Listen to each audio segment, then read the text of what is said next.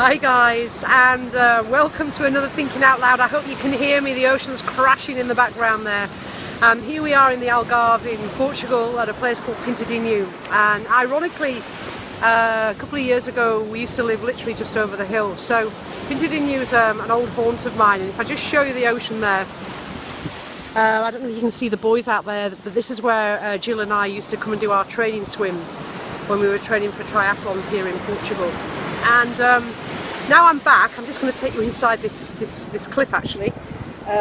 Might be a little easier to hear me. Now I'm back. I just had a thinking out loud around, well, if you look at inside this cave, it's been eroded with time, and there are signs up saying, you know, you need to be careful and probably shouldn't be stood underneath one, but it's constantly changing, and even though it looks, you know, a glance day to day, it looks as though it's not changing, it's exactly the same. Of course, the reality is that the cave is constantly changing. Each time the tide comes in and then it recedes, it leaves the cave changed. Each and every time it leaves it changed. It's just the changes are so minute, so minuscule, that we can't see them necessarily with our naked eye from our comparison of what it used to look like. Now, having not been here for over a year, I can see the changes in these caves, having known them quite well. What does that mean? What that means is that change within yourself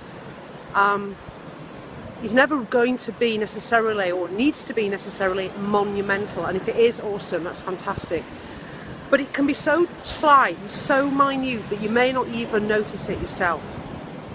But more and more days go by with those minute changes, and then, you know, a year down the track, you're going to notice the changes, and more importantly, so will people that haven't seen you for a while.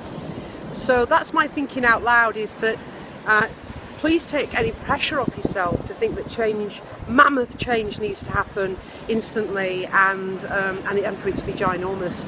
Great if it does, but it could be those small things, those tiny things that allow you to create change. And one of the things I like to use is a thing called Action Day by Day, and it allows us to install 9 new habits over a period of a month, and then over a period of 2 months, to allow those habits to become ingrained, and the habits that we want to attract into our life rather than those that we don't want to have in our lives. So that's my thinking out loud from the cave in Pintadinho. I'll give you one more view of the ocean there, guys, here in the Algarve. And remember, it's your life, live it.